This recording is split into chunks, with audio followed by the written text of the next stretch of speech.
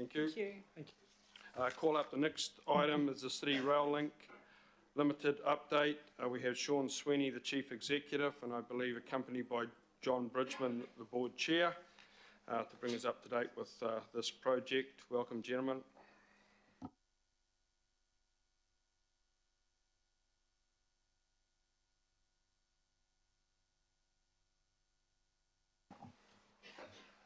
Good morning. Thank you, Mr Chair. Thank you, councillors, for the opportunity to come along and meet you this morning and give you a bit of an update on CRL. My name's John Bridgman. I'm the Chair of City Rail Link Limited. I think, as you may be aware, I took over from Sir Brian Roach around April this year. And the intent this morning is to give you a little bit of an update on where we are, the progress on the project, give you some photos and the challenges that the project will face from a technical perspective towards completion, and also some initiatives we've started from a client side or sponsor side to improve the performance of the team overall. But perhaps I can take a moment just to introduce myself at the beginning. As I say, I'm the chair. I'm also a director of Waka Kotahi and Kaingaroa. I chair Waka Kotahi's Investment and Delivery Committee meeting, but I'll leave that hat behind, if I may, from the previous conversation. Previously, I was CE at Ōtākaro, which is the Crown Rebuild Company in Christchurch, and oversaw the convention centre there and advancing a lot of the Crown's investment in Christchurch to recover from the earthquakes, but was primarily involved in repurposing the organisation into a central Crown infrastructure delivery agency. It's now named Roe Paenga and is operating here in Auckland and through the country, delivering the Crown's social infrastructure projects. But prior to working in Christchurch, I have a background in major infrastructure. I was for many years involved with AECOM and had roles in New Zealand and Australia and Asia on major infrastructure. And the most relevant project experience I have for this project, or City Rail Link, is a couple of years working in Melbourne on the Metro project there, on the Systems Alliance, which is the rail systems making that the backbone of that project. On North-South Bypass Tunnel, which is now called Clem 7 in Brisbane, I was a design director on what was then the largest PPP or road tunnel in Australia.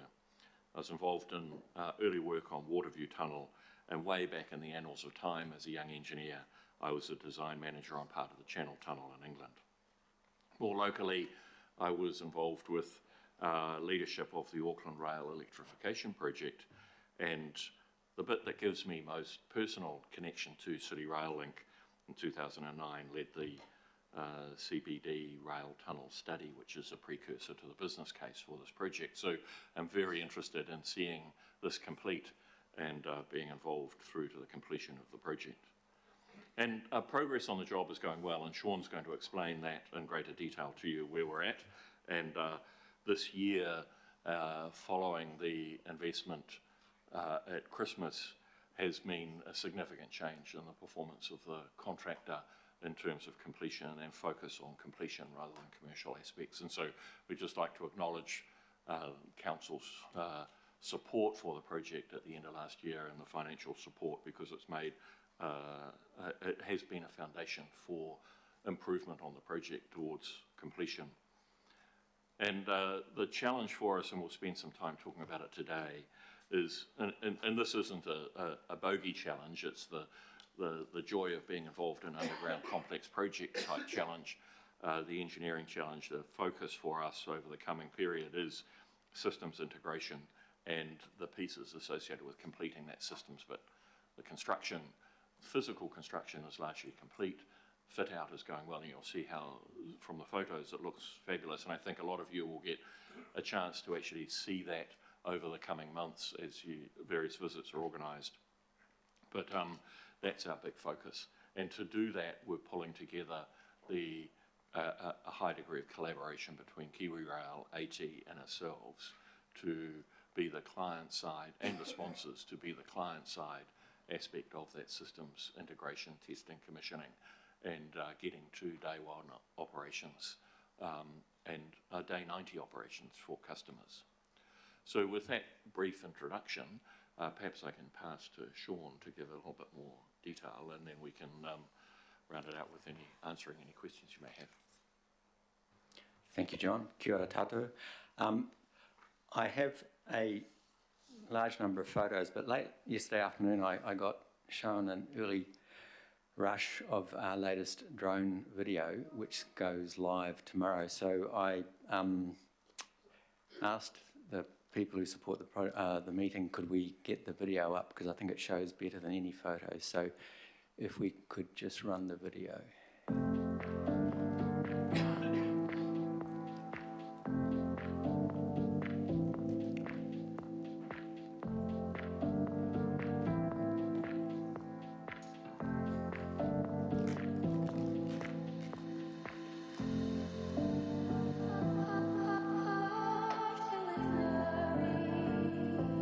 We did this video to celebrate the fact that the railway now is complete all the way from Mongafo down to Britomart on one track.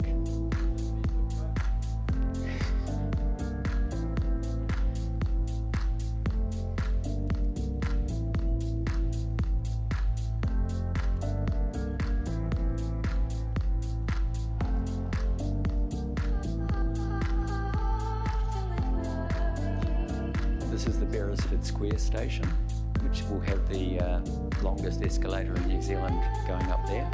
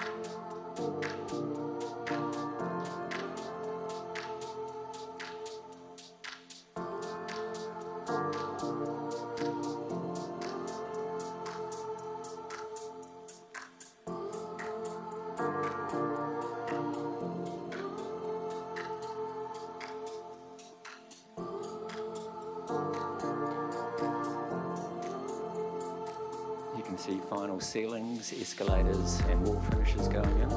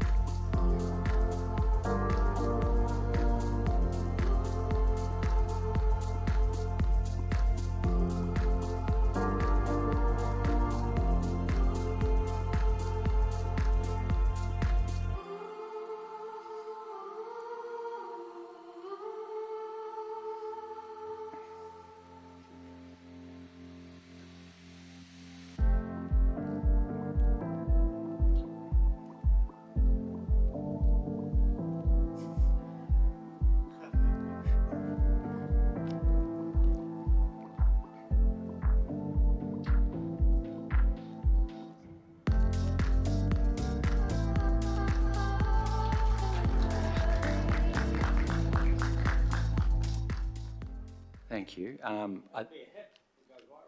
Yeah, it goes live tomorrow. I think that shows better than any set of photos where we're actually at. I will skip over the photos now. Will this go to the presentation now? Okay, cool. Okay, as John said, current status, we've done the photos, and then really looking ahead, because the building project is going well, the heavy construction is over, and we're well into the fit out. That is not where the risks are now. The risks are the systems integration, testing, commissioning, and readiness for operations. Just quickly, the current is now tracking well. to meet its contractual date of 26 November and the agreed contractual cost. We've held these targets basically since we had the commercial reset, which reinforces the comments John made about how that's changed performance on the job.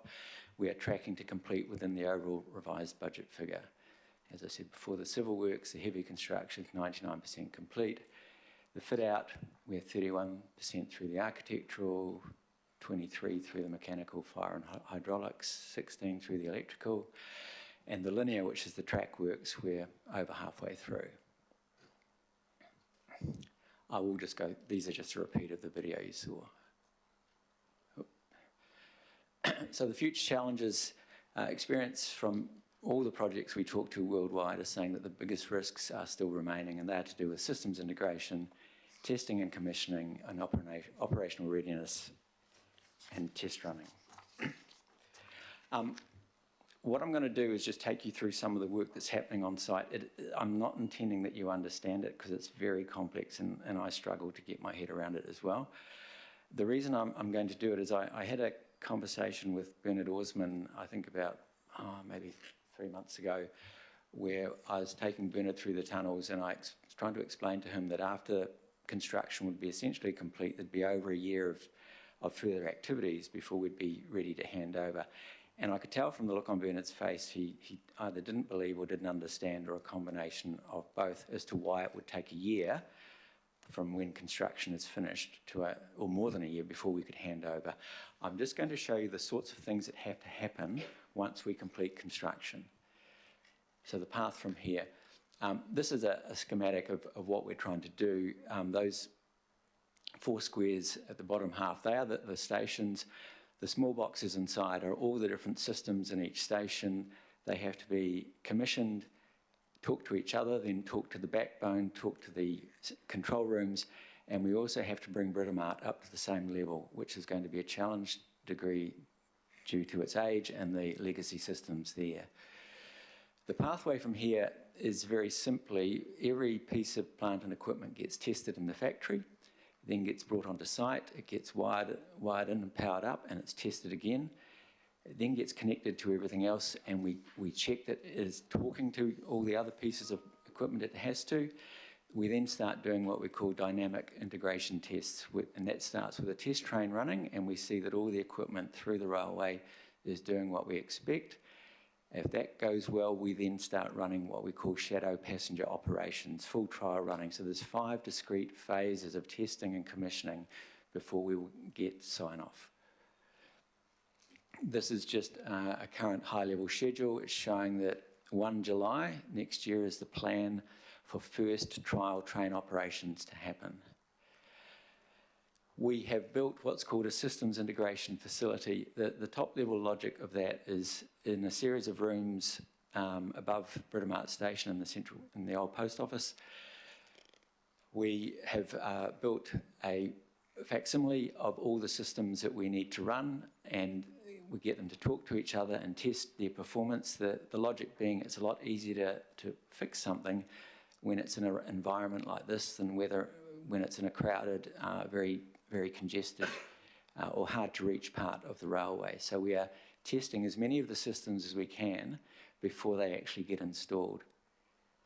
You can see station clocks. You can see on the bottom right hand there's actually, I think, signage from the railway routes. So we're simulating as many of the operations as we can. We can't simulate them all. Trial operations. It was a learning to me as to the range of different scenarios we have to plan for before we will get the railway certified. One type is what's called degraded operations. Degraded operations are when things are not working quite right, but the railway is still able to operate. It could be a technical failure, a human failure, or some form of external factor. The human failure could be passenger misconduct, could be passenger sickness, it could be incorrect actions by staff. External factors could be extreme weather, sabotage, or a security issue. All of these would cause a degraded operations mode to occur. We have emergency operations planning, and that can be anything from a derailment to a collision to a fire in the train to a bomb attack, flooding, earthquakes, or a security threat. They all have to be planned for. So we have at the moment 47 different scenarios, either normal operations, degraded operations or emergency operations that each have to be thoroughly planned, and we have to test the railway in each of those scenarios to see that everything that is required happens in the right sequence. One thing that I didn't understand was the size of the driver training. We will need 240 new drivers. We'll need at least 230 training days. We'll require a minimum of 364 classes for those new drivers, and in excess of 1,200 trips in the tunnels to train all those drivers, and that all has to be scheduled around normal operations. It's not a trivial task, getting the driver training up to the required level. In parallel to the physical works, what we have is what we call the paper project. The paper project is everything we have to do to get the sign-offs, approvals and certifications to be allowed to run the railway. It's a huge job. In some ways it's as hard, if not more complex, than the physical works. But just to give you an indication of the size and the scale, there's over 60,000 documents we have to produce, 30,000 drawings, there's 1,500 tests we have to run, there's 400 test procedures we have to document. This gets clumped up into various areas. The Link Alliance has a range of asset management documents they have to do. You'll see they have 15 operational readiness documents here. They're not one page, they could be 1,000 pages long, those documents. Then there's their operational plans that they have to put together, and then AT and KiwiRail have to put their management documentation together as well. This is a huge task. We're tracking things like operation and maintenance manuals. At the moment there's 62 of these that have to be produced. We've got 11 approved, submitted for final review at the moment, and we're tracking these as we go forward. There's also a wide range of what's called assurance documentation. This has 53,000 pages of assurance documentation. We're tracking it. It covers all modes of railway operations, and you can see we're tracking it in a timeline as well to see how we're going. The last thing, and John touched on this, we are working very hard to form what we call a one client group or one client alliance, where AT, KiwiRail and ourselves work together to pool our resources and manage the collective challenges that will be presented to us during these next phases. We've been working in this manner, it's been going well, but there's further work done to operationalise it, and this work is supported by the chairs and CEOs of each organisation. Thank you. Right, thank you, Sean and John. Wonderful fly through there. Couple of quick questions. Councillor Simpson. Thank you very much. I love the drone footage. It was fantastic. So just to be clear, today, when do you think the public will be on the CRL and being able to get around the grid? That's a decision for Auckland Transport. We're tracking to a practical completion of November 25, but that's when we hand the facilities over to Auckland Transport and KiwiRail. So that's including your year of... No. That's before. The date we have is practical completion. Then you've got a year of... No. There's a year from... Sorry. Construction will be largely complete middle of next year. Mm-hmm. We have somewhere between 12 and 16 months of systems integration, testing and commissioning, and operational readiness planning to get practical completion. We then hand the facilities over to KiwiRail and Auckland Transport, and they have to do further work to be able to be ready to take passengers. You don't know how long that further work would take? No, you should ask them. They're doing a lot of work on it, but I couldn't speak for them. Right, okay. I think the message that we've consistently given is 2026. So, you know, there is a period of time there, and as we get closer to it, then that will firm up. Thank you, Barry, for that. Councillor Walker. One of the risks is electricity power. So Are you covering off resilience in terms of peak demand and overall supply? I believe so, but again, if you want a technical answer, I'd have to come back to you on that. Walker, Councillor Fletcher. Thank you. I've followed this with much interest. You talk about the importance of ensuring at this stage the resilience. Given that this is a project that's been beyond the scale of anything ever imagined in New Zealand, where does the framework, in a regulatory sense, given that we have had no precedent for a project this size, are these international design standards, or can you give me a better understanding of where this is being drawn from? And I have one further question after that.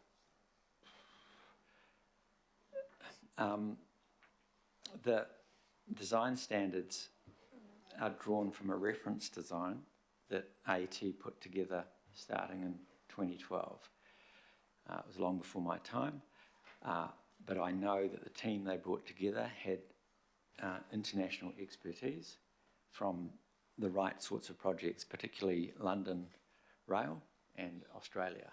And they had international consultants, of which John's former company was one of those, and they put together the design that we're building to. My question is really posed on the basis of, as an elected member, the comfort that we need to give to the public, and it's part of giving the information that helps people understand, just because the CRL looks to be ready, that it's, that we are meeting these standards and that they have been given the utmost integrity to ensure the safety. I mean, it was a great challenge at that time in 2012 and on, for something that hadn't been contemplated on this scale in New Zealand before. So I'm well pleased to see what you've given us by way of a little information to demonstrate the complexity of it.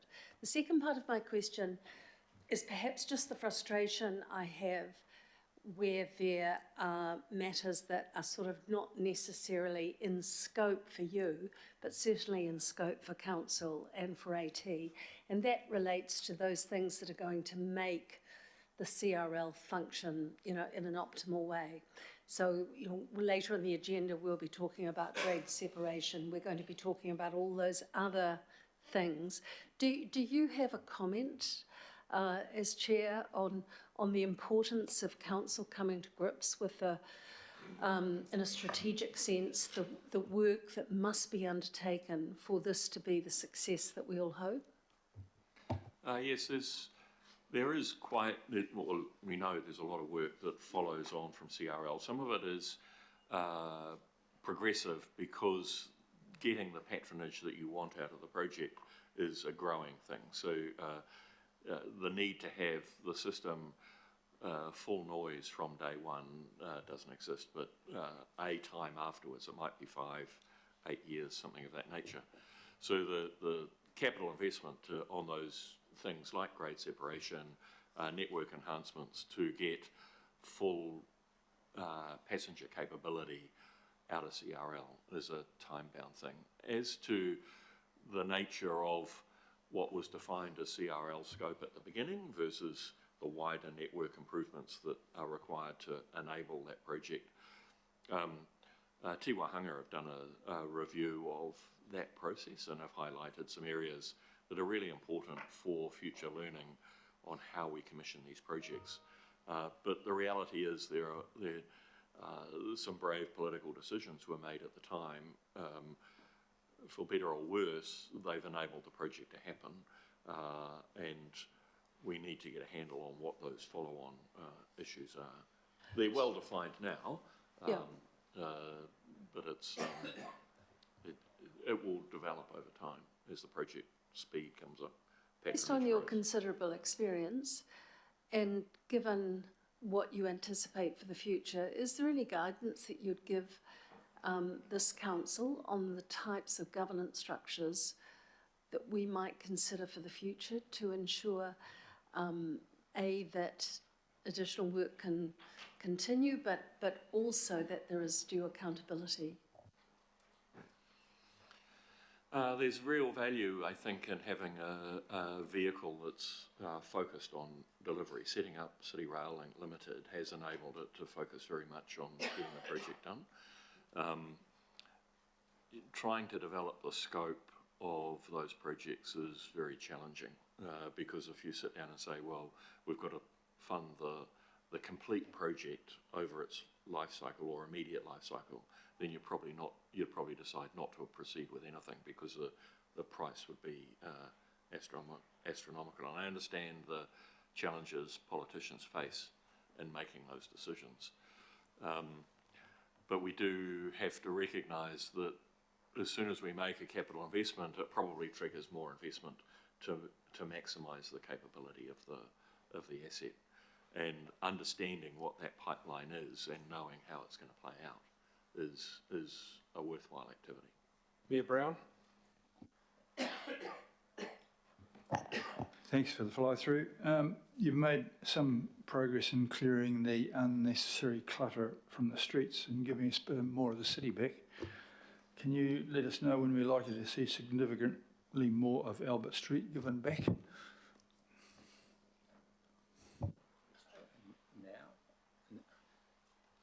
Now? Look, I think we're looking for a significant change in that area around Christmas. Sooner the better. For Mr. Bridgman, you're on Wakakotahi and Kāinga Ora. How are you managing the conflicts? Because sometimes what Kāinga Ora want to do is not what we want to do. And we are half the cost of this thing and don't have much say.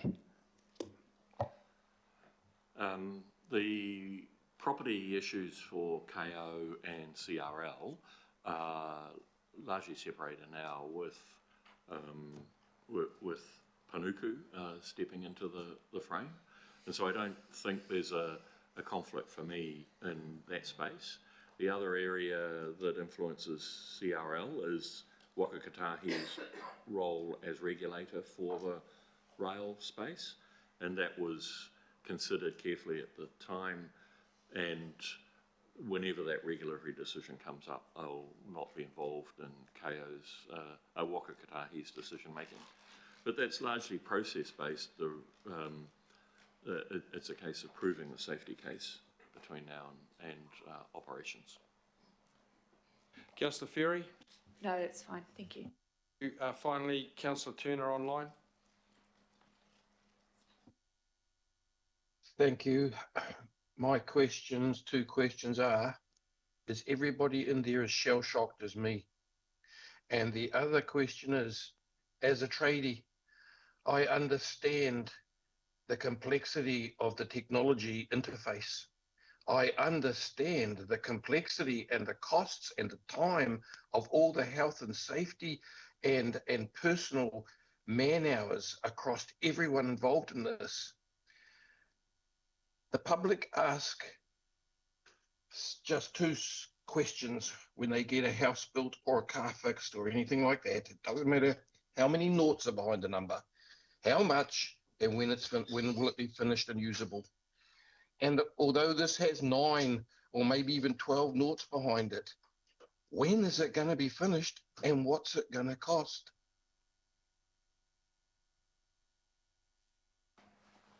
How many noughts and when will it be finished? We are tracking to get practical completion on 26th of November 2025, and the costs are in the currently approved $5.43 billion. The currently approved numbers we're tracking towards. Okay. Can I please, this presentation today has been about everything after practical completion, is that correct? No, it's everything from now leading up to practical completion.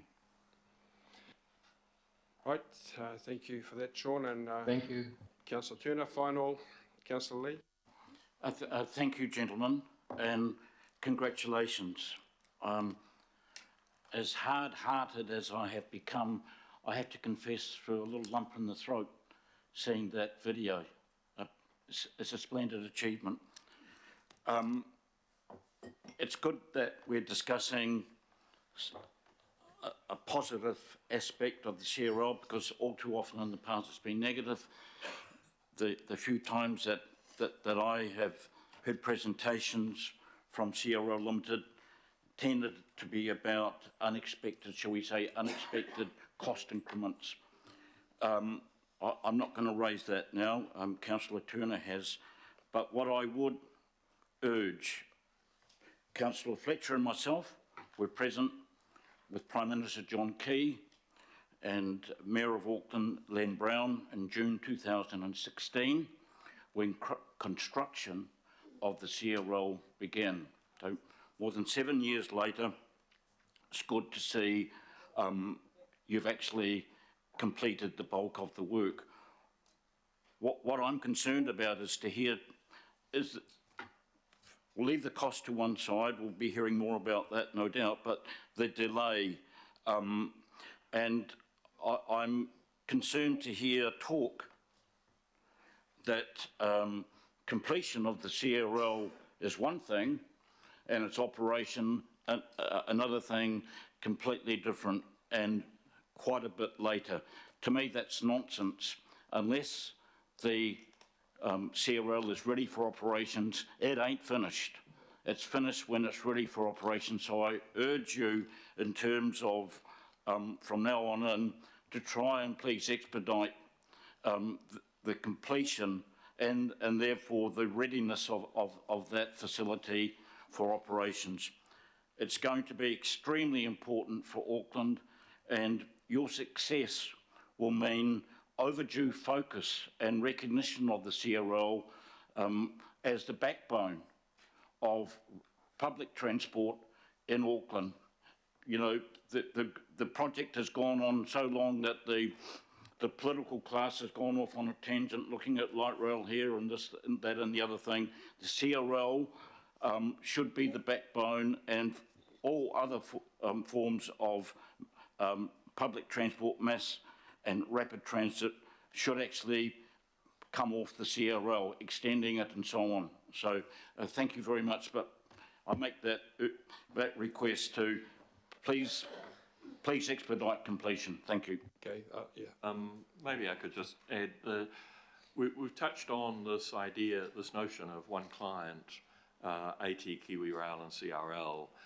The purpose of that grouping is to deal with just that issue, to pull forward as much as we can into practical completion and as short a period after practical completion that get to day one operations, get to day 90 operations, which is the customer experience bedded in.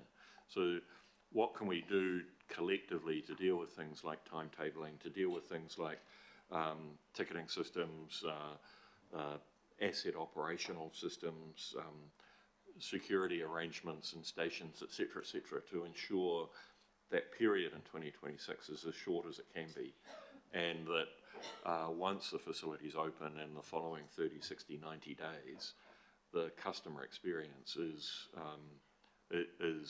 paramount and a very good one. And so it's that collective approach between ourselves, AT and Kiwi Rail, that will get there. And it's for that reason that we're addressing it in that way. Thanks and well done. All right, thank you.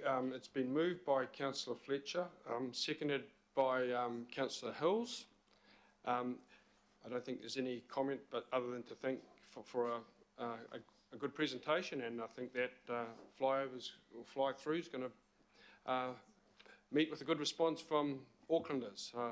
Be pretty sure of that. So I'll just put that to the vote. All those in favour? Against? Carried. And I'll just, as Dave Gordon's coming up from Kiwi Rail, I'll just ask Barry to say something about some of the tours that are being arranged for councillors. Thank you, Chair. Just